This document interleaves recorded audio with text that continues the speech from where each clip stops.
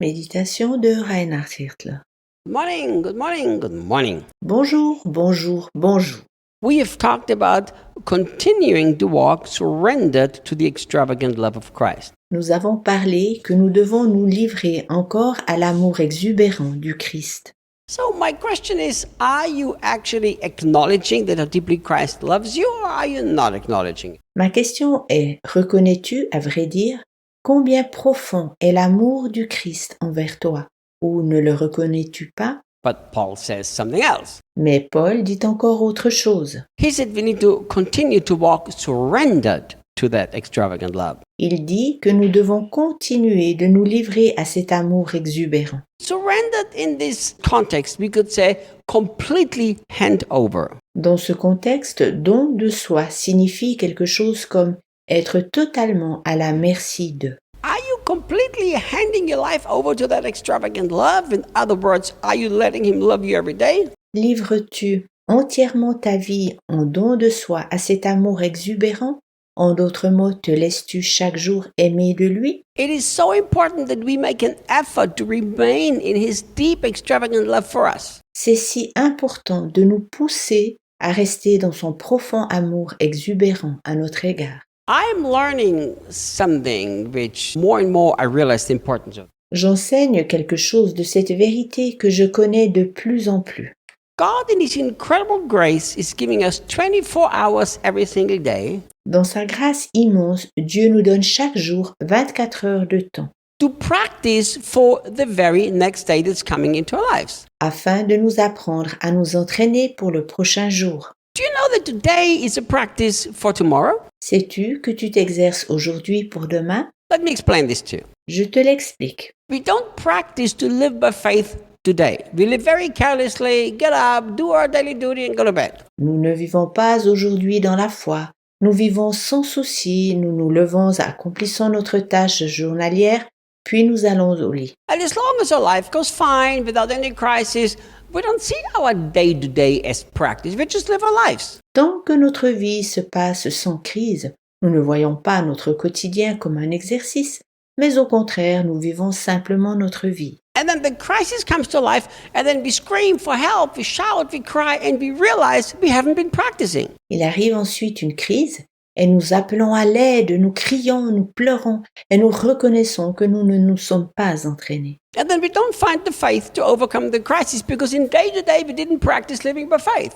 Alors il nous manque la foi afin de triompher de cette crise, car nous n'avons pas assez exercé de vivre par la foi dans notre quotidien. Every single day I'm practicing for the rest of my life, for the things that are coming into my life.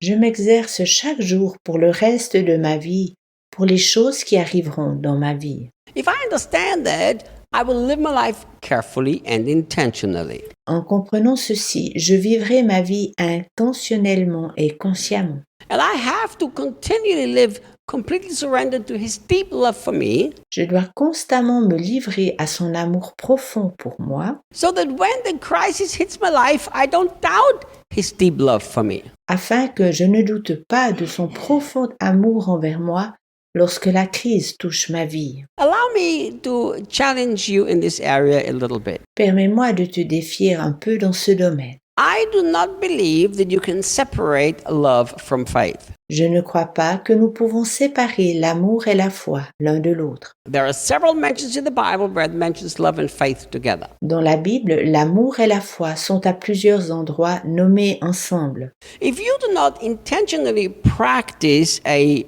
constant surrender to the extravagant love of Christ, Si tu ne pratiques pas intentionnellement et consciemment une vie en don de soi à cet amour exubérant de Christ, it's going to be very difficult for you to have faith in the crisis to see the victory. il te sera très difficile d'avoir la foi afin d'avoir la victoire dans une crise. The same Apostle Paul who wrote Ephesians chapter 5, he also wrote Romans chapter 8. Le même apôtre Paul qui a écrit Éphésiens 5 a aussi écrit Romains 8. Look what he said in the middle of the difficulties, trials, and very hard times. Regarde ce qu'il dit au milieu de difficultés, d'épreuves et de temps très difficiles. In verse 37, he says, "For we know Il dit au verset 37, « Car nous savons that in all of these things, meaning difficulties, problems, crises, tests, and trials, que dans toutes ces choses, les difficultés, les problèmes, les crises, les tests et les épreuves, we are more than conquerors." nous sommes plus que vainqueurs.